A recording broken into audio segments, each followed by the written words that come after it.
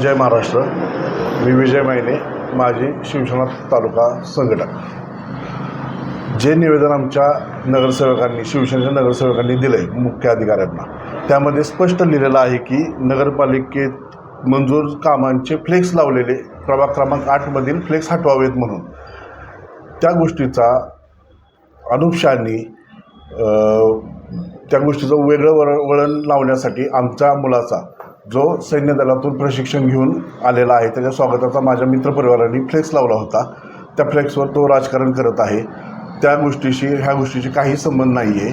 दुसरी गोष्ट, श्रीमंत रामराजे नाईक निंबाळकर साहेब, महाराज साहेबांनी सुद्धा त्याला आशीर्वाद दिलेला आहे, त्याचा सत्कार केलेला आहे.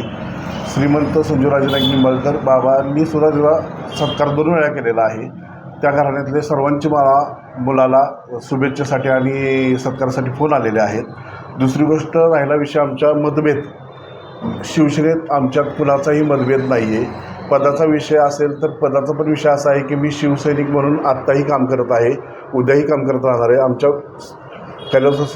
कैलासवासी हृदय सम्राट बाळासाहेब ठाकरेंचं शिकवणच आहे, सर्वात मोठं पद आमचं शिवसैनिक म्हणून आहे. आणि ह्या गोष्टीवरून कोणी राजकारण करत असेल तर हे चुकीचं आहे. त्या गोष्टीशी आमचा काही संबंध नाही आणि त्यांनी त्या गोष्टीचं राजकारण करू नये एवढी माझी विनंती आहे. नमस्कार, जय महाराष्ट्र. मी विशाल उदय, तेली प्रभाग क्रमांक 8मधील नगरसेवक. जो विषय काल जे अनुभवाने बोललेला आहे, तो बॅनर ॲक्च्युली तो 12मध्ये आहे, त्याचा 8 नंबरची काहीही संबंध नाही. आणि आपण दिलेल्या माहितीनुसार की आमच्या सर्व नगरसेवकांनी नगरपालिका मंजूर कामाचे फ्लॅक्स हे काढण्यात यावे म्हणून.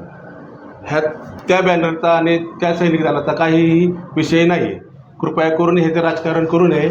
आणि जे बोलतात त्यांनी फक्त व्यवस्थित माहिती घेऊन किंवा हे करून ते विकासाची कामं जे केलेले आहेत, तुम्ही जे रस्त्याचे बोर्ड लावले आहेत ते आधी पहिल्यांदा रस्त्याचे कामं करा, त्यानंतर न बॅनर लावा. त्यांचे स्वागत आम्हीसुद्धा करू. उगाच 1 महिना झाला माणसांची, नागरिकांची गैरसोय करत आहेत, दिशाभूल करत आहेत की रस्ता होणार आहे. अजून तरी ते कालांतरी 1 महिना झाला बॅनर लावून, अजून तरी झाला नाही.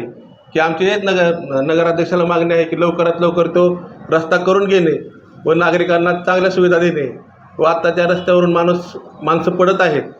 तुम्ही एकदा येऊन बघा त्या रस्त्याची अवस्था काय झाली आहे. उगाच कुठलाही विषय कुठं नेऊ नये. आणि जो सैनिकांचा विषय आहे त्यासाठी आमचा आदरच आहे.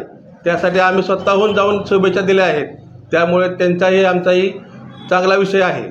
त्यामुळे आपण जे बोलताय ते व्यवस्थित बॅनर वाचून किंवा पत्र वाचून व्यवस्थित बघावे